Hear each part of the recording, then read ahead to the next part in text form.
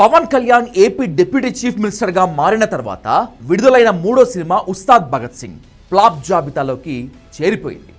కేవలం fans power స్టార్పై అభిమానంతో చూడాల్సిందే తప్పితే ఉస్తాద్లో మాస్ క్లాస్ ఫ్యామిలీ ఆడియన్స్ని ఆకట్టుకోవడానికి అసలు ఏమీ లేదు. మొదటి వారం పవన్ కళ్యాణ్ ఫ్యాన్స్ అందరూ కలిసి కింద మీద పడి ఆడిస్తే ఉస్తాద్ సినిమా గట్టెక్కుతుంది. అన్నింటికి మించి చేయగలిగింది ఏదీ లేదు. ఎప్పటిలాగే పవన్ సినిమా ఎలా పడితే అలా చుట్టేసి జనం మీదకి వదిలేసినట్టుగా క్లియర్ కట్గా అర్థమైపోయింది. 7-8 పాత సినిమాల నుంచి కథలన్నీ కాపీ కొట్టేసి విజయ్ తమిళ్ తేరీ మూవీ నుంచి మరికొంత సంగ్రహించి దానికి పవన్ కళ్యాణ్కి ఇష్టమైన ఉస్తాద్ భగత్ సింగ్ 2 పేర్లు కలిపి పెట్టి అర్థం పర్థం లేని కామెడీతో మిక్స్ చేసి ఫ్యాన్స్ మీదకి వదిలిపెట్టాడు director Harish Shankar. Gabbar Singh super hit చేసి పవన్ కళ్యాణ్కి ఏలినాటి శనిని వదిలించిన ఒకప్పటి ఈ స్టార్ డైరెక్టర్ 8 ఏళ్ల పాటు ఎదురు చూసి చివరికి ఉస్తాద్ని కంపు చేసి వదిలిపెట్టాడు. పవన్ కళ్యాణ్తో సినిమా తీయటం ఎంత కష్టమో తనకు తానే నిరూపించుకున్నాడు. మొత్తంగా ఫస్ట్ హాఫ్ అంతా బోరుగా, సెకండ్ హాఫ్ కాస్త స్పీడ్గా మాత్రం నడిచింది సినిమా.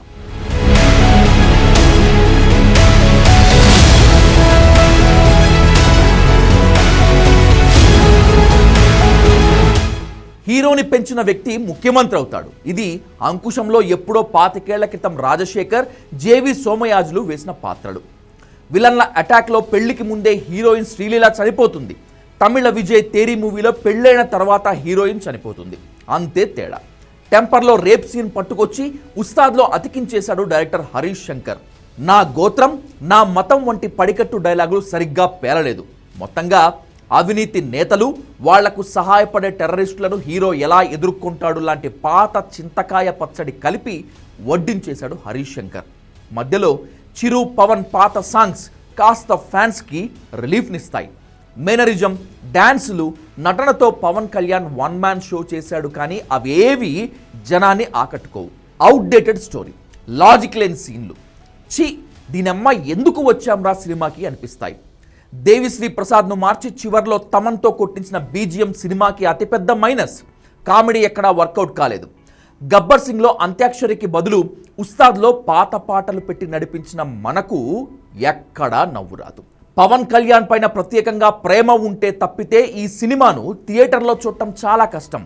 సినిమా రిలీజ్ అయ్యాక రిలీఫ్గా ఫీల్ అయ్యేది ఇద్దరే, ఒకరు నిర్మాత, మరొకరు దర్శకుడు.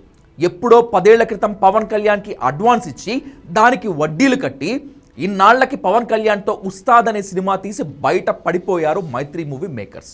8 ఏళ్ల క్రితం ఈ సినిమా మొదలుపెట్టి కెరీర్ మొత్తం నాశనం చేసుకొని పవన్ దయతో ఏదో ఒక రకంగా సినిమా చుట్టిపడేసి బయటపడి మమా అనిపించేశాడు డైరెక్టర్ హరీష్ శంకర్. వీళ్లకు మాత్రమే ఈ సినిమా పెద్ద రిలీఫ్ ఇస్తుంది. మిగిలిన జనాలందరికీ పండగ పూట తలనొప్పి తప్పదు. నా బొమ్మ పెడితే చాలు, నా బ్రాండ్ ఉంటే చాలు, సినిమాలు కోట్లు కురిపిస్తాయి అనే భ్రమలోంచి పవన్ కళ్యాణ్ బయటకు ఎంత త్వరగా వస్తే అంత మంచిది. Story, screen play, action, technical values ఇవన్నీ లేకుండా కేవలం హీరో ఫేస్ని పెట్టి నడిపించాలి. సినిమా హిట్ కొట్టాలి అనే చవకబారు ప్లాన్లు వేస్తే చివరకు ఉస్తాద్ భగత్ సింగ్లా అవుతుంది. సినిమాకి స్టోరీ, స్క్రీన్ ప్లే ఎంత అవసరమో దురంధర్ లాంటి మూవీస్ని చూసి ఇప్పటికైనా మన వాళ్ళు వాస్తవాలను గుర్తించాలి.